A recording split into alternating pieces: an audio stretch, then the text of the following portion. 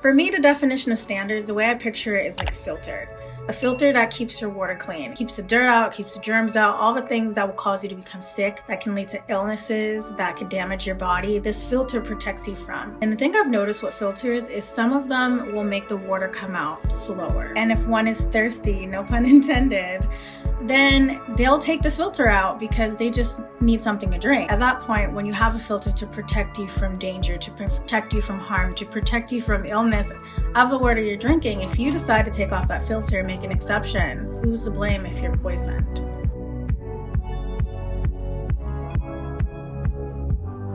The thing is though, most times people don't even have a filter. They're just drinking plain water. We're just drinking the water that's given to us without even thinking about filtering it out, because some of us don't even realize that there is filters that we can use to keep us from harm's way when we're drinking water. And to me, that's why standards are really important, not just with dating, but with friendships, with jobs, with your lifestyle. Standards like a filter will keep you from harm's way, from sickness, if you have the right filter.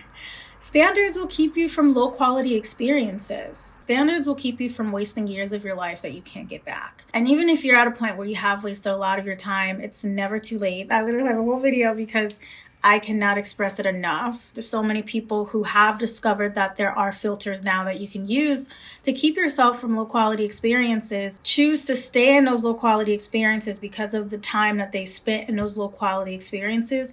And it's the only type of water they know. The thing for me is I'm all for having experiences, experiencing life and learning things for myself. But if you're having a low quality experience back to back to back, if your low quality experience becomes a pattern, it's taking away from the energy that you need to create a better life for yourself. It's taking away from the energy that you need to become your best self. It's taking away from the energy that you need to pour into things that you want to pour into and to fulfill yourself, because that water that's not filtered is draining you and weakening you. Growing up, all I've seen in my life, pretty much for the most part, were women taking in men that depleted them for the sake of having a man. I would see my mother, who would work so hard and get so little, and it drained her.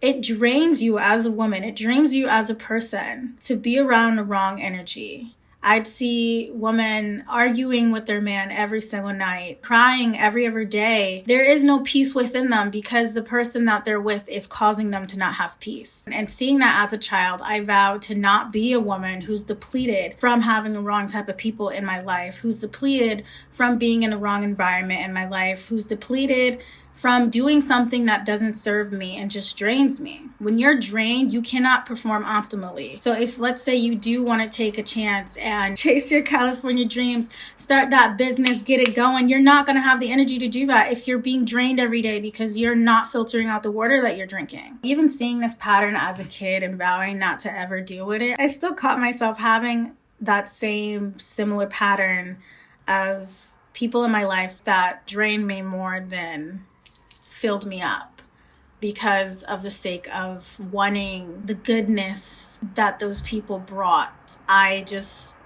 ignored the badness until it was undeniable how much it was affecting me. Being disrespected, being lied to, being taken advantage of, it's just every person has a limit and it's up to you to choose that limit. Having the wrong type of person in your heart, being addicted, being attached to the wrong energy, being around the wrong energy, it literally will ruin your life. So with that being said, I personally would rather be alone than to be in the wrong space that takes away from me, that drains me. Some people will look at you like you're crazy for choosing yourself and having standards, because it will lead to less people that qualify to be in your life. But those same people that are advising to you to not have standards and F it, it doesn't really matter, it's not that serious, are the same people crying every night, stressing every other day about problems that aren't even their own, and becoming energetically sick and don't have the energy to level up in life because they are in an environment that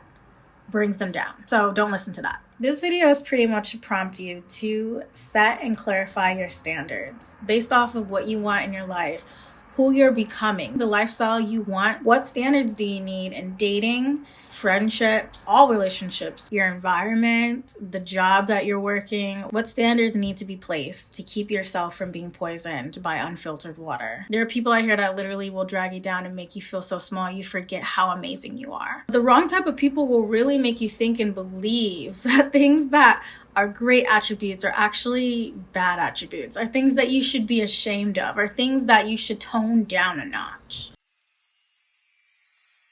I briefly talked to someone who would always point out like how well I was dressed all the time. Every time we went on a date, I would wear a dress, I'd wear my heels. You know, I'm always slayed to the gods. And like literally every single date, he would point out that he was dressed horrible and that he felt inadequate to me. Like he would point out every single day, like, oh, my shoes, like I just feel like I didn't dress right. He would point out his Crocs that he wore. Not saying there's anything wrong with Crocs, it's just not my vibe. Especially if you're taking a girl out on a date to a freaking 5-star restaurant. Like I just don't, it's just, I don't say anything. It's like people who don't match your vibration will call themselves out in a way that makes you feel like you're the problem for not being the same way as them, because the way you are is like highlighting the way they're not. Instead of him seeing that I always dress my best and I'm not about to show up to a 5-star restaurant looking crazy, I'm not going to be walking about looking crusty, you know, you think he would take note. Instead of taking note of that and matching my energy or just like owning who he is and not being ashamed of it, he took the approach of, let me make her feel bad for wearing heels. Let me make her feel uncomfortable for dressing up really nice. Maybe she'll tone it down a notch if I point it out.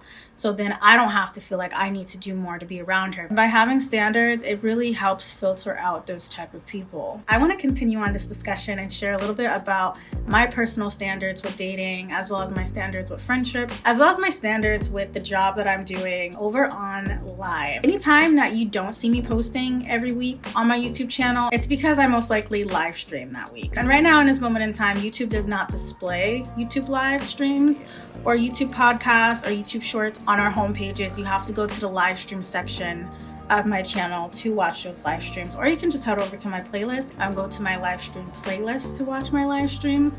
I get in way more detail and way more personal in my live streams. So I will be posting in my community feed when a couple minutes before going live. So make sure if you haven't already to subscribe and put your post notifications on for this channel, and you'll be notified when I live so you can join in, we can chat together. I'll see you there.